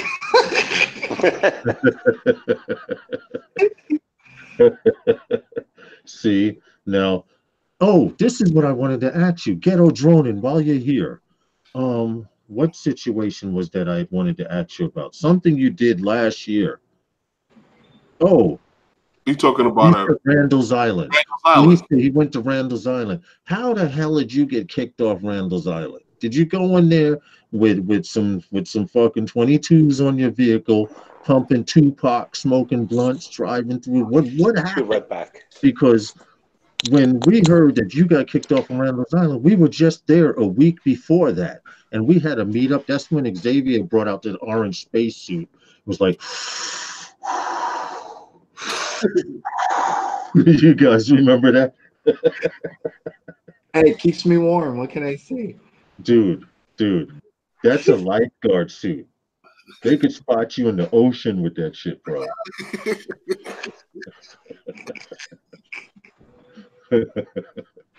But I'm interested to know. Hey, what's up, Brent, ghetto droning. What happened, and that they kicked you off? I don't know if we've been trying to figure that out for a while because we had several meetups on Randall's Island. I mean, one time the cops came over to look at somebody's dog. We thought they were coming to mess with us. That was the week before that happened. What happened? That was a couple of weeks before that happened to him. Right. That's why I'm asking if he's still, yeah, if he's still in the chat room. I would be interested to know, seriously, what was going on. Now, Xavier, droneXfactor, aka droneXfactor. When do you plan on coming back to New York, and when are we going to have a chance to sit down and powwow? Because the new year is here, and we were supposed to start charging fees in NYC 5 Borough. What's up, Justin? What's good? What's good? I'm all over the place. I'm a little under the weather. That's cool. Had me all over the place today, but I made it for a little bit. Oh, he said drone. Welcome in. Ghetto droning says he don't know, bro. Security just came over when I was setting up. Okay. That's just strange because we were there a week before you, and I swear we had at least, at a minimum, 15 guys. What happened, Justin? We said at Randall's Island? Yeah. Yes. We had that meetup the day that Xavier had the orange spacesuit on. I call it. Oh yeah, we never had that's an unforgettable moment. and ghetto droning came the week after, and you guys support each other in the chat room too. He came down there the week after we had that meetup, and he said they just came over and told him to leave. Oh, it's weird because he said he had bud, but it was in the car. But the reason we're asking is because we've never had an issue, and we've had groups of guys. But our very last time at Randall's Island, Xavier, did you know you cannot fly in Randall's Island anymore? Didn't know that. Why? Herman, can you explain why? Well, for one, the geofencing, and two, the what was it? Security over there said he was told. Parks Department guy was told that if he sees anybody, check this one out, flying any drones there, he's to confiscate your drone. Oh, I was there at that one. Remember that one? Yeah. Yeah, but you got to think about it. We were there probably an hour or two before that guy even came over to us. Yeah. Well, remember the underling was there first, and then he sent the sergeant down there. Remember? Yeah. Yeah. But the weird thing was the state troopers just driving by like nothing. But here's something you guys may not know. And this is happening in a lot of New York State parks. Not New York States, not state parks, in city parks. They must have hired a shitload of new people to work for the parks department, because I'm going to parks as of lately, and parks that I used to fly in, you're being told that they are supposed to confiscate your drone and issue you a summons, in which case you can pay the summons and come pick up your drone. Now, getting back to what I was talking about on Randall's Island, you can't fly there. The Parks Department guy that came up to us to tell us that I'm 6'3", Matt is 6'5". Okay, and this guy had to be Like maybe 5'2". 5'8". Right. It looked like it was 5'2" between both of y'all. Right. So when he said that I was supposed to come over and confiscate your drones, but I'm going to give you a warning, me and Matt looked at each other like, yo, seriously? If you think you can confiscate our drones, and you got a serious problem here. Not that I would resist, but I'm not going to let you take my shit. I remember flying with John Santiago one day, and state troopers actually came up to us and said, "All right, bring those drones. We're going to confiscate them from you." He was like, "No, you're not." You know? It was that was a funny moment. There was a time where police in Nassau County were confiscating people's drones and saying you could come to the precinct and pick it up. Excuse me. And then you get to the precinct to pick your drone up, and there's no officer that works at that precinct, and they know nothing about a drone. Yeah, that's why I'd rather you just give me a summons and not take my drone, because who knows? The cop might give that to his son, like, oh, here's a new toy. Yeah, that was like 4th of July when they took your fireworks away. Yeah, pretty much. You know, gave them to their kids. Here you go, kids. Yeah, I guess work. You guys, please click that like button. Mike Roach, I like to use a wheelchair, and I have flown in New York State parks, but I was lucky nobody was around. Well, you want to know what? And maybe you, Xavier, can agree with me or disagree with me on this, but from Memorial Day, which is the beginning of the summer season, and between Memorial Day and Labor Day is the summer season. And anytime other than that, the non-summer season, I've been known, and people have been known to fly in state parks without an issue. But now it's getting to the point where if you go to a local park, people are telling you we're going to confiscate your shit, and I'm waiting for the first incident to hear that a Parks Department employee got beat up for trying to take someone's drone. Well, I will say this: I have spoken to them at Bear Mountain, because if you want to fly in a state park, you have to apply for a permit from this lady. I can't remember her name offhand. I have it written down somewhere. You have to apply for a permit to fly in a state park. And when I spoke to her through the email back and forth, she said to me that they will only issue that permit during the off season, which is from Labor Day to Memorial Day weekend. They don't want anyone buzzing around the people because their parks are crowded. They say in the summertime, people are there with their families. Some people are camping. They don't want people flying all over people's heads and stuff like that, and while people are trying to fish and stuff like that. So they said that during the off season, they would issue a permit if you wanted to fly in a state park. Also, and at Randall's Island, the guy gave us a phone number. You can contact some parks commissioner, and we can have a meetup, Xavier, on Randall's Island, but we have to apply for a permit, just like they apply for permits to have picnics there. We apply for a permit to use a certain area, and we would have to rope off the area, and then we would be able to fly there. And that way, if someone came up to us, we could pretty much just show we have permission to fly on the island. And we could tell them they got to stand behind the rope because it's federal. It sounds like that these people are really. It sounds like these people are just making up rules as they go. I mean, they're just. That's what it feels like. The issue, and I bring this up to every park employee and supervisor that confronts me about flying a drone anywhere in New York City. And the point is, if you can spend hundreds of thousands of dollars to print up signs that say no drugs, no loud music, no barbecuing, no this, no that, why can't you freaking put no drone flying on the signs? You know why? Because they don't know what the hell they're doing. It doesn't exist. Exactly. Doesn't exist. Hey, Isaac of Highbridge and Brent, the state parks and city parks are different. You can fly over a state park. You just can't take off or land in them. Yeah, I don't know where you are, Brent. That is true. But here in the state, parks are kind of big. I thought that was federal parks. I didn't know that was state parks, though. State parks are kind of big, and you can't fly over the whole park from outside. Right. Now I live maybe 8 miles, 7.5 miles from Jacob Riis Beach State Park, and I'm going to tell you, I have a way around it. If I want to fly in a state park, I stand outside the state park on this medium, which is city property. It's a little medium where cars go to the left, cars go to the right, and I can fly over the state park. And you know what the guy said in the car? He said, "I didn't think you were smart enough to do that."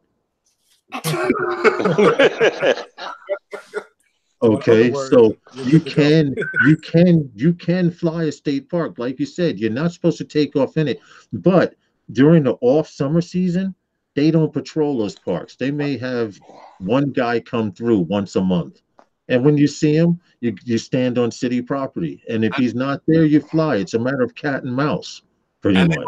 They don't actually get there till like 8:30, 9 o'clock in the morning. That's true too. That's also true. Now, Xavier, you're in Guyana, right?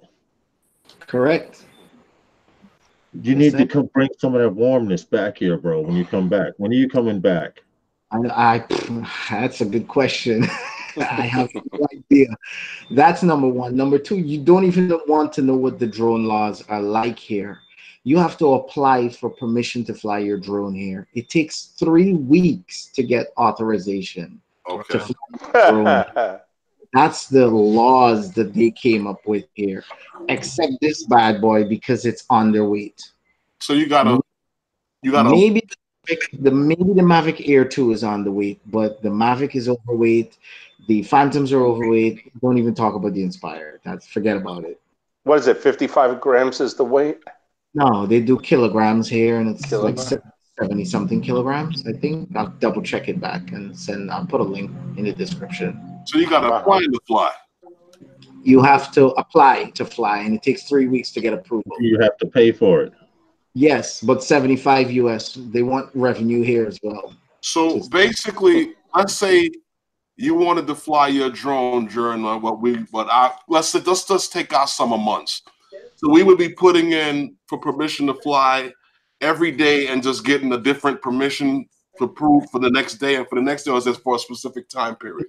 Time period. You have to tell them how long you're going to be staying in the country, and they'll grant you permission within that. So they don't take it away at the airport? How much is it? Is it a one-time fee or every time you fly? It's $50 for the duration. So I think maximum is like 6 months. Oh, okay. Okay, yeah. Well, that's not really all that bad. Now, here, Xavier, here's something I wanted to ask you also. Have you heard of that program called Fly There? Where yes. You can fly. Have you tried it? Have you tried it? I'm really not interested in it. That's why.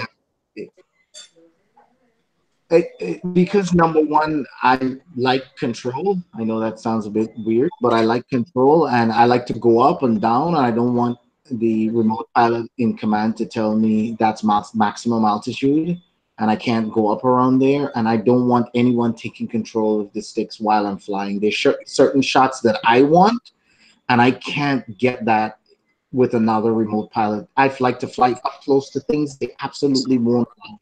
In that case, I would rather watch somebody else's video, but it would drive me mad to actually see something see somewhere and not be able to do what I want with sticks in my hand or control with my hand. And that's why I haven't tried it. Well, the reason I was asking was because earlier this week I tried it. I was going to actually try and show my flight online here and stuff, and I'm gonna say I paid $5 for 5 minutes, okay, in a spot in Brazil. And like you said, the fact that you didn't have control over what you could do.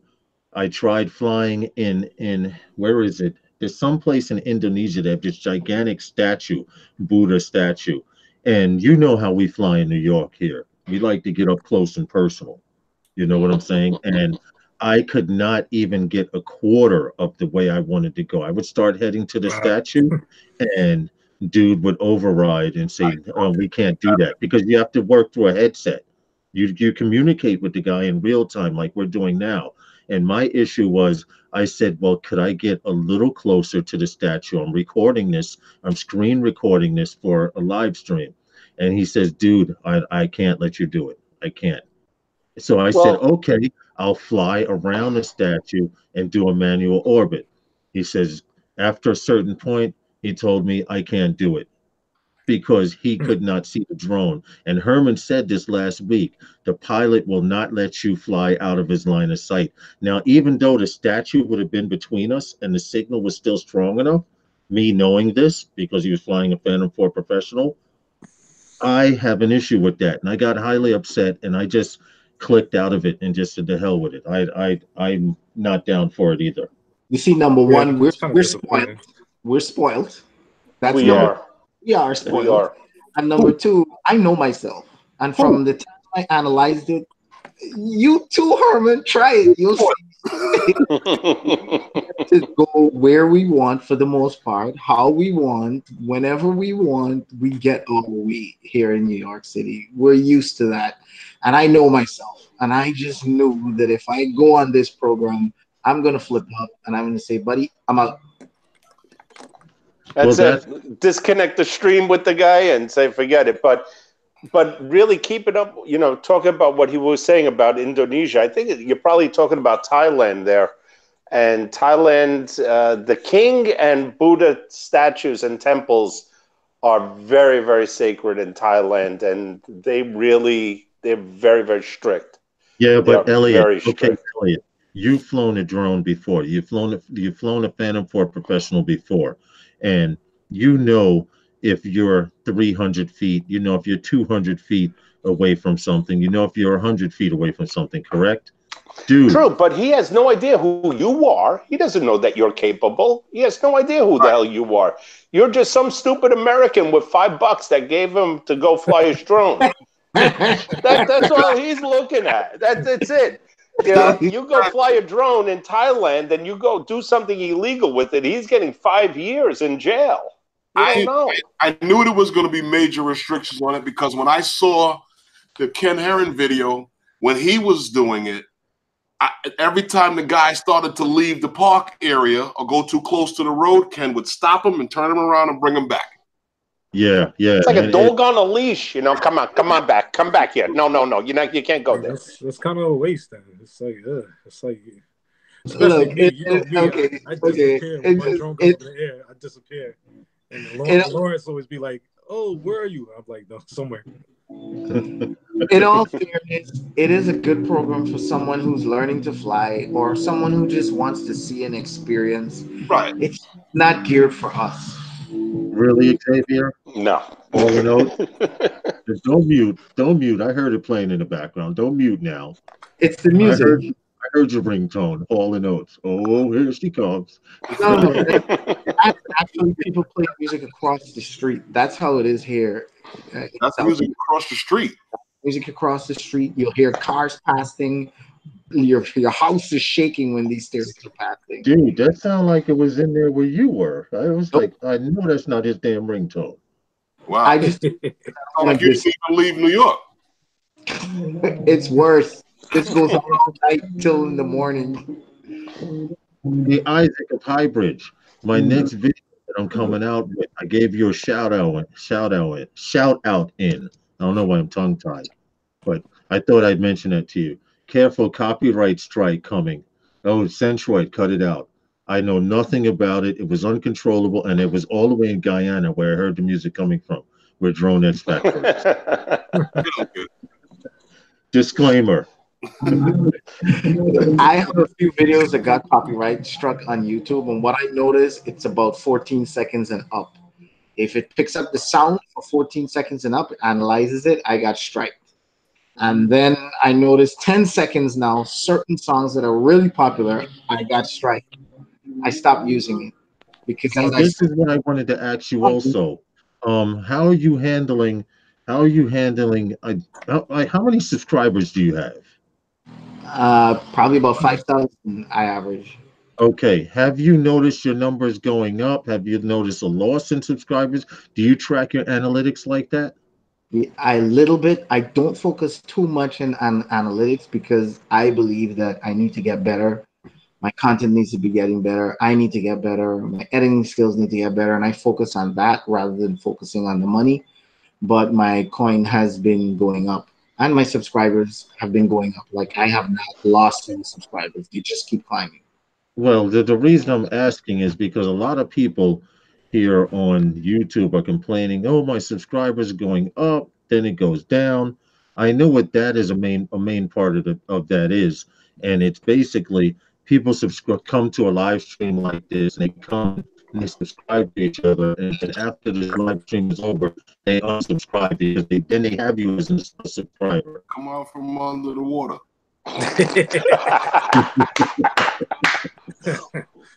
But you guys that are lurking out there, there's 18 of you out there watching the live stream now. We have 24 likes. It's 6:42, and we have 13 minutes left to Sunday nights with those guys. Now, Xavier, we have a thing here, and it's only basically so we can record it live here on YouTube. But we have a thing here where Herman and I say Sunday nights with those guys are sponsored by Those Those guys. guys. Okay. Get used to it. See, So when Justin, you come were in, late. Yeah, I'm you on a should- 2 second delay. I would tell you to put your hand out so we can smack it, but we can't do that over the internet. Centroid said their subs are not organic. So what we've been finding out, Centroid, is there are a lot of bogus YouTube accounts. I have Yeah, there's a tons of them. situation where every day I go and I delete these same 10 people. Now, when you go to your subscription list to clean it out, because I think you can't have more than a certain amount of subscribers at a time. But the point I'm trying to make is this these 8 or 9 people have these channels. You go to their channel, it says subscribe. Centroid Images, thank you so much for the super chat. We really appreciate it here. Big John's in the house. You're late, bro. We got 13 minutes left, 12 minutes left, but you can always watch it over. Anyway, the point I'm getting to is you go to their page to unsubscribe them because it's someplace from Bollywood or whatever, Bollywood. But the point I'm trying to make is it shows me as not subscribed to them, but they're in my subscriber list. Now, in order to unsubscribe them, I have to click subscribe and then click it again, and the window pops up to unsubscribe. Now, what I want to know is how the hell are they coming up in my subscription list every damn day if I'm deleting them every day? They're persistent. You probably gotta block them. But if Well, I need to find out how to do this. Same thing happened with people that I've subscribed to. I've had to subscribe to the same channel over and over and over again. That's true. I go to your page, Xavier, I had to resubscribe to you. I had to resubscribe to Herman. I had to resubscribe to Drone to Justin. I don't know what the hell. You're not getting the hint then. Xavier twice, and now I don't even see when the videos come up. So what happened is I got a message from YouTube saying there are a lot of fake accounts and they're doing clean outs. So I don't know if they just cleaned out a lot of. They did a purge. They actually did the purge. Yeah, I got that message in too. February. And when I say they did a purge, I was at 2,700 and something. And when I went to sleep that night, and when I woke up, I was at 2,500 and change. Wow. So that is a big drop. And here's something else I don't understand. How the hell can you lose views on YouTube? The only way you lose views if you delete a video. That's pretty much it. Right, but I've looked at videos that said, okay, hypothetically, 14 views, and then go back later in the day and it says 12 views. Now I What, understand their do dislikes prorating count stuff. for that? Refresh? Did you refresh? Yes, yes, yeah. After seeing I lost views, I damn sure right refreshed. But what about dislikes? Does the dislikes count for it? Yes, I dislikes. I don't know. I don't Likes, know. likes, all of that counts towards, you Well, know, community. you had to view it to dislike it. True. That's true. And Yeah, from well, what I understand now, since they changed the games the rule where you need 1,000 subscribers and 4,000 hours and or 240,000 minutes of watch time, I have noticed they're getting really, really strict. If you don't go to someone's YouTube channel frequently and often, they slowly get bumped down in your subscription list and you can't find them. Yep. I, Oh, I I've seen that. understand that because the same people that I watch daily are the people that I'm having this issue with. Yeah, that is kind of screwed up. I've noticed that if you go to a channel pretty much regularly, you'll see it up there all the time on your feed. But if you stop watching it for a couple of days, all of a sudden, like you said, it's in the abyss. It's down there on the bottom with the Penn and Teller videos. yeah. Also, I'd like to see, as we have a little more time, if anyone has any questions or wants us to talk about something in specific, they can go ahead and mention it in the comments. Coming back to the whole YouTube thing now, they look at retention. That's how you get paid these days from YouTube. Like me, I make a lot more money than a lot of other YouTubers with my subscription that I've been talking to making right now, and that's because of audience retention. You have to make videos that hold the audience attention from the beginning to the end. If they click in, they spend a couple of seconds and they click out, that, and even if they hit like and that view doesn't count as much. YouTube monitors your retention rate. That's what I really focus on my channel. I go to my retention rate and I see. And I notice when I make long videos, I get very short retention rate. I've really brought down my videos and made them a lot shorter, but more impactful. And I found that my retention rate went up. These are the kind of things that I focus on because these are the things that get you paid. I try to respond to every single comment genuinely and I try do to, that too. because I know that shows engagement. Having a community, it's all about engagement. So Oh, you got a shout out from Drone. I think he was one of the gentlemen that asked if we knew droneXfactor. But he did yell. He did say, "Hey, what's up, X Drone Factor?" I don't know if you know him personally. Vids are Pedro, way too long. I agree with you, John, and I'm going to tell you right now. I'm into numbers. That's why analytics are very important to me. When you tell me you're going to do something, you have to do it. I believe if you involve me and it involves my personal time, I kind of take it personal. Not you, John, but I'm saying I take it personal when you tell me you're going to be here at 8 a.m. in the morning and I'm there at 7:30 and you come showing up at 9 expecting me to be there. So what I'm trying to get to is I found out through statistics, the average attention span of the YouTuber is 2.5 to 3 minutes. That's correct.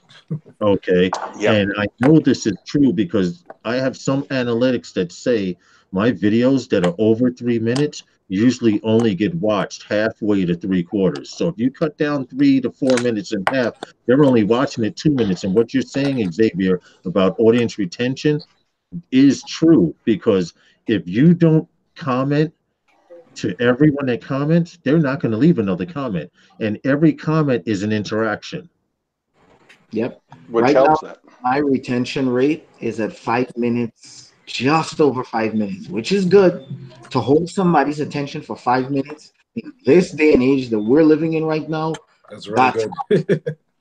So I'm on the grind. I'm trying to find out how can I get better? How can I put more interesting information that can benefit my viewers? How can I make it more interesting? How can I entertain? I'm just trying to up my game. I heard also that there's a different pay scale if you go over 10 minutes. There's a higher pay after that. Is that true? It Yeah. is because they throw more than one commercial into your stream. Like you've watched videos that were longer than 10 minutes and you see the commercials come up randomly. Well, that would explain how you get paid more. I pay Yeah. the $10 a month. I get no commercials. Yeah, once you go over, but once you well, that $10 a month, some of it is going towards that YouTuber as well. Right.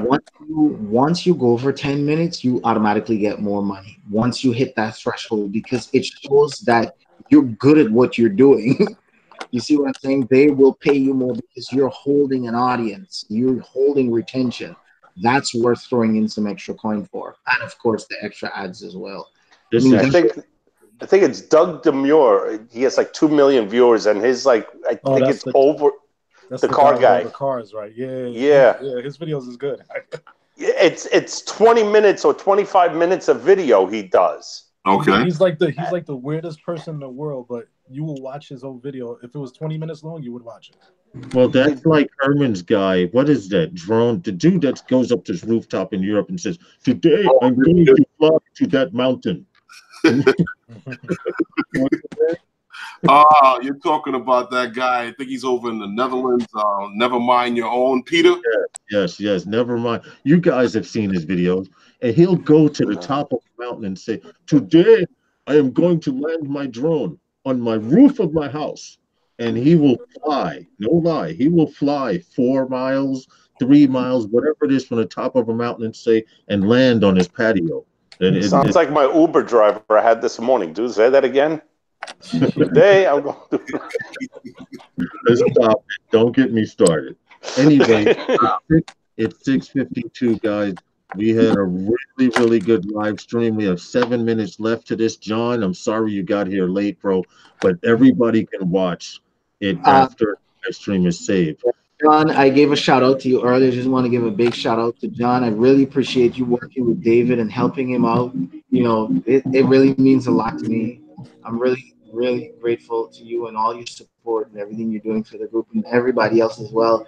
I really want to take this to the next level. I want to have opportunities and jobs for everyone who's involved. And it's going to take some time, but we're going to get there. Well, it's highly appreciated. You guys, please check out droneXfactor. Please check out everyone on the panel. Elliot Franco. If On everyone put it, Instagram. On everyone Instagram. so that people can subscribe to them. You know how we do it. Well, you can't use the word subscribe either, Xavier, and I shouldn't have. Well, Hopefully basically, everybody in the chat, check out each other's channel. Some of the guys in the chat Support each other's channels. How about that? Channel. Don't forget to hit that like button. Ring That's that right. bell. Don't forget to hit that like button. How about it? Everybody just support each other. There you go. Yes, thank you very much. That's highly appreciated. Isaac of Highbridge, I will send you a link And cash does go a long way. on where to get a radio. And for you guys who donated to Super Chat, it's highly appreciated. Every little bit counts. I'm not saying like other YouTubers, I'm doing this for a living, because obviously I'm not, but it would be nice to get to that point. Hell yeah. YouTube is fun. Finding out that this vlogging thing and this live streaming thing is where it's at. Unfortunately, because of a disability, I need to find something to do. I can't go out there and work full time anymore because I have second stage COPD and stuff like that. But I love doing this YouTube thing. Any one of you guys on the panel can agree. We all love to freaking fly, and that's what it's all about. So, in fact, you know what? We're going to do it one time, and this one time only. You guys put your YouTube links in so people who watch this live stream afterwards can perhaps subscribe to you as well.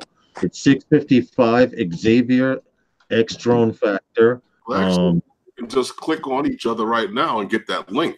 Right, but see, I can't see the participants. When I click on participants, I'll show you how many people. I only see aerial landscape, which means he's on a PC probably, and everyone else is watching through a tablet and or phone. But I cannot see the participants in the chat room. I can see the chat room and how it's moving. Night Train, how's it going? Night Train, what's up, dude? Night Train FPV. And Xavier, now that you're officially one of those guys along with us, like I said, when I do a live stream, no matter where we are, and we're going to be doing live stream soon of not Sunday nights with those guys. It may be Wednesday afternoon with those guys. We don't even know what the hell we're going to name it, but we're going to actually be out flying and go live and do a show as well. That sounds like fun. Okay. And at any time you want to pop in, I just suggest, and I mentioned this to Elliot and whoever else is on the panel, give Herman and I 20 minutes to a half hour to get into the show and discuss maybe topics that we want to go into. And then anytime after that first half hour of the live stream, anyone's more than welcome to pop in. It kind of stays a little organized like that, and we do not stray from certain topics that we want to discuss. Also, if you're on a panel and you want to discuss something, feel free to bring up a topic. We don't have an issue with it, right, Herman? Oh. Right, Justin? Yes, sir. Yeah. On that note, I will say the one major change coming to the Five Boroughs Facebook group is that everyone will have to have a radio or they will not be able to participate and fly at meetups. Because of the large volume, that will become mandatory soon. Okay, that's that. Well, I That's a insist good idea. highly on that anyway. But the problem that I've had at meetups, and if you've noticed, I haven't planned any meetups for a while, is we have an organized meetup, and then the people that show up late expect to just pull out their drone and go fly. You know, it's kind of hard to tell a bunch of grown men, yo, wait in line. But in NYC 5 Borough Drone Meetup, I seriously hope that we tighten the reins on that because it screws up. And you know this yourself, Xavier, from personal experience. When you have 5 Maverick Pro 1s and 3 or 4 Phantom Pros, and then you have a couple of Evos, all those radios are this close to each other screaming, me, I want to fly, I want control, switching between channels. And that should be causes that it causes an issue.